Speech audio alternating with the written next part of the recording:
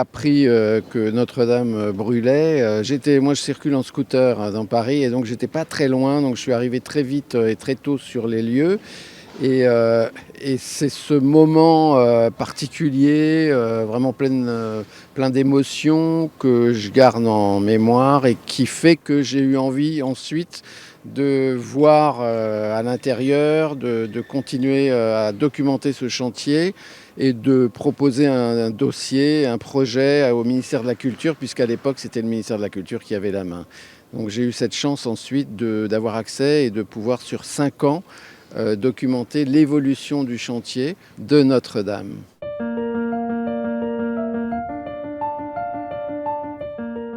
J'ai calculé il n'y a pas longtemps, parce que vous me l'avez demandé, je crois que je suis venu à peu près 170 fois sur le site.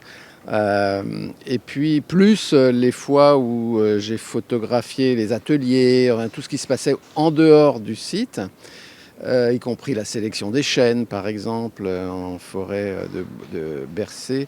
Mais j'ai fait beaucoup de photos. Je crois que j'ai fait 80 000 photos, mais ça veut rien dire parce que là-dedans, elles ne sont pas évidemment toutes très bonnes. Moi, j'en ai sélectionné vraiment que j'estime très bonnes, 150.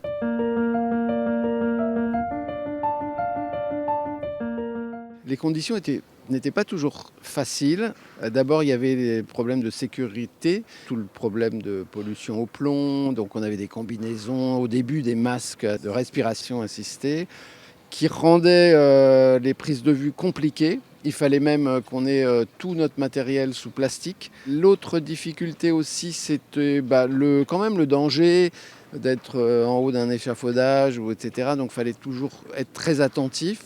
On avait des accès extraordinaires grâce aux échafaudages et en même temps des contraintes. C'est-à-dire que moi qui ai l'habitude et j'aime bien photographier les gens et j'aime bien être près des gens, quelquefois c'était pas possible, il y avait du recul. Et ce qui était extraordinaire dans ce chantier en fait, c'est que c'était un chantier éminemment humain. Je ne suis pas un photographe patrimonial au départ.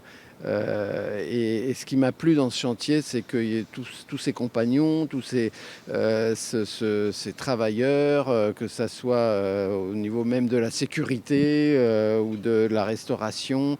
Il y avait vraiment un esprit d'unité, de solidarité et de fierté. Ils étaient tous fiers d'être là et fiers d'être photographiés.